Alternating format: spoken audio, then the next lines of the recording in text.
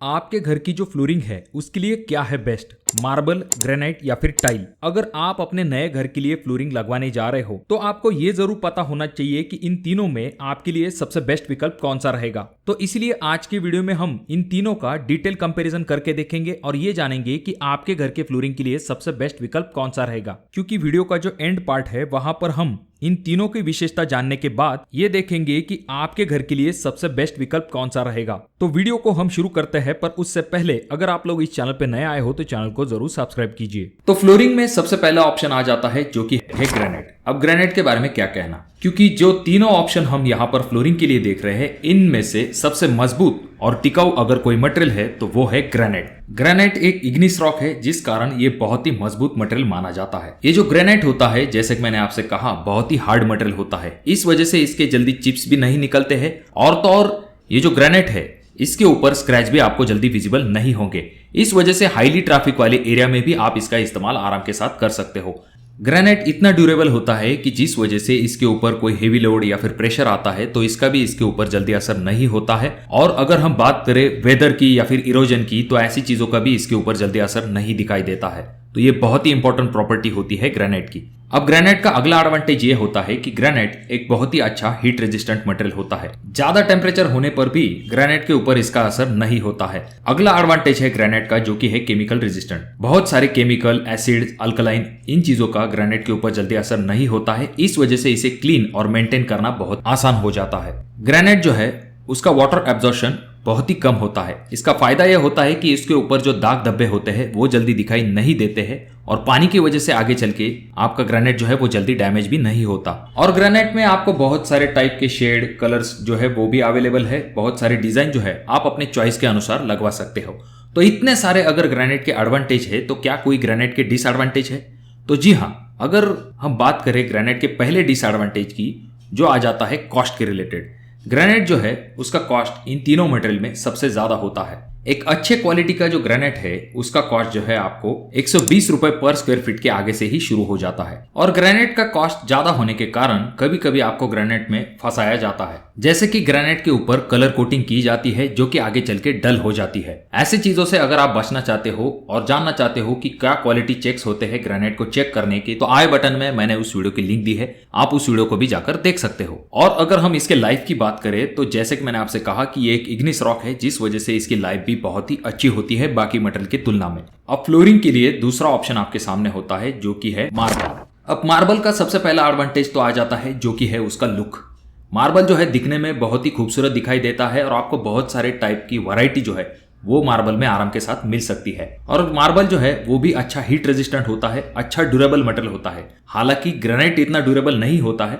दूसरा एडवांटेज अगर हम देखें तो ग्रेनाइट से मार्बल का कॉस्ट थोड़ा सा कम होता है। मार्बल के अगर बेसिक रेट के बारे में हम बात करते हैं तो आपको 80 रुपए से आगे अच्छे क्वालिटी का मिल सकता है। हालांकि मार्केट में सस्ते रेट वाले मार्बल भी अवेलेबल होते हैं, पर उनकी क्वालिटी कैसी होती है इसके बारे में आपको बताने की जरूरत नहीं है। आज भी अगर आप देखेंगे तो बहुत सारे घरों के फ्लोरिंग के ऑप्शन के लिए मार्बल को चुना जाता है। मार्बल के डिसएडवांटेज के बारे में अगर हम बात करते हैं तो यहाँ पर मार्बल के ऊपर जो स्क्रैच है वो जल्दी विजिबल हो जाते हैं। मार्बल की जो फिनिशिंग है वो आगे चल के डल हो जाती है जिसके कारणवश आपको आगे चल के मार्बल को पॉलिश करवाना पड़ता है। मार्बल जो है इतना अच्छा एसिड रेजिस्टेंट नहीं होता है जिस वजह से इसके ऊपर एसिडिक फूड के जल्दी दाग धब्बे दिखाई देते हैं। इसका वाटर एब्जॉर्प्शन फैक्टर भी ग्रेनाइट से ज्यादा होता है जिसकी वजह से इसे क्लीनिंग और मेंटेन करना थोड़ा सा मुश्किल हो जाता है। अब अगर हम तीसरे और आखिरी विकल्प के बारे में बात करें जो कि है टाइल, तो टाइल का सबसे बड़ा एडवांटेज ये आ जाता है जो कि है कॉस्ट। इन तीनों ही मटेरियल में सबसे कम अगर आपको किसी चीज का कॉस्ट आता है तो वो है टाइल।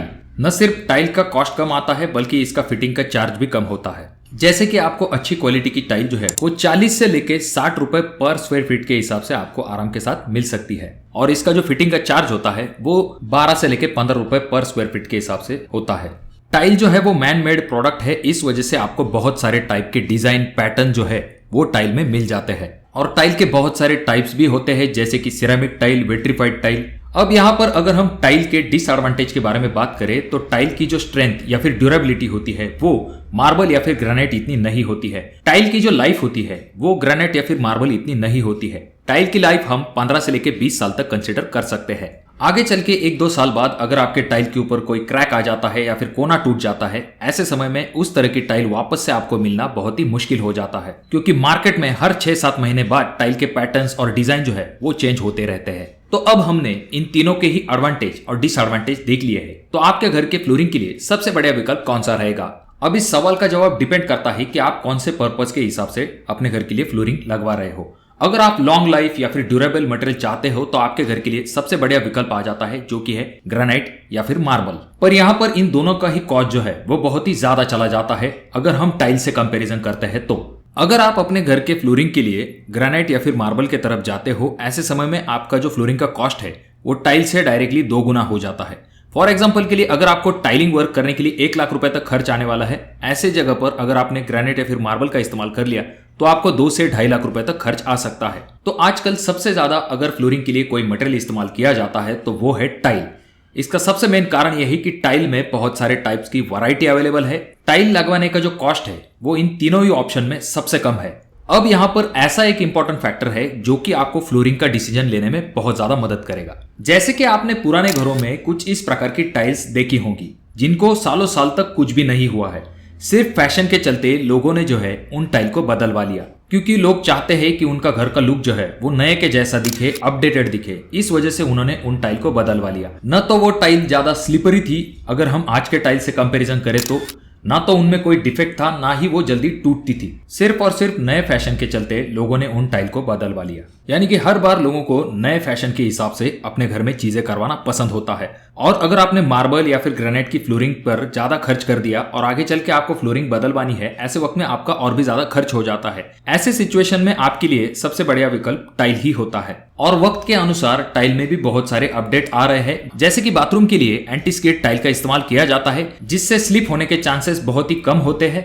अगर आपको रस्टिक लुक वाली टाइल चाहिए तो वो भी टाइल में अवेलेबल होती है। अगर आपको ग्रेनाइट या फिर मार्बल जैसी डिजाइन टाइल के ऊपर चाहिए तो वो डिजाइन भी आपको आराम के साथ मिल जाती है। या फिर कारपेट की स्टाइल वाली टाइल भी अवेलेबल होती है। और तो और जो वुडन टाइप की टाइल अगर आपको लगवानी है तो उस तरह के डिजाइन पैटर्न्स भी आपको टाइल के ऊपर अवेलेबल होते हैं। अब जिस तरह से कॉस्ट की वजह से टाइल एक बढ़िया ऑप्शन आ जाता है फ्लोरिंग के लिए, उसी तरह से आपको ग्रेनाइट को पूरी तरह से अवॉइड नहीं करना चाहिए। आपका जो किचन प्लेटफॉर्म होगा वहां पर आपको खास करके ग्रेनाइट का इस्तेमाल करना चाहिए। पहली चीज, ये मजबूत होता है, हीट रेजिस्टेंट होता है, स्क्रैच का इसके ऊपर जल्दी असर नहीं होता है। इसी वजह से ये एक आइडियल पत्थर बन जाता है आपके किचन काउंटर टॉप के लिए, क्योंकि न तो वहां पर आपको दाग की चिंता करने की आवश्यकता होगी, ना तो किचन के ऊपर जो स्क्रैचेस आते हैं या फिर कोई दाग धब्बे होते हैं, ऐसी चीजों की आपको चिंता करने की बिल्कुल भी आवश्यकता नहीं होती है। और तो और आप अपने डोर फ्रेम या फिर आपकी जो विंडो फ्रेम होती है वहां पर आप ग्रेनाइट या फिर मार्बल का आराम के साथ इस्तेमाल कर सकते हो। इस तरह से अगर आप टाइल, ग्रेनाइट और मार्बल का कॉम्बिनेशन सही से करेंगे तो इससे आपके घर का लुक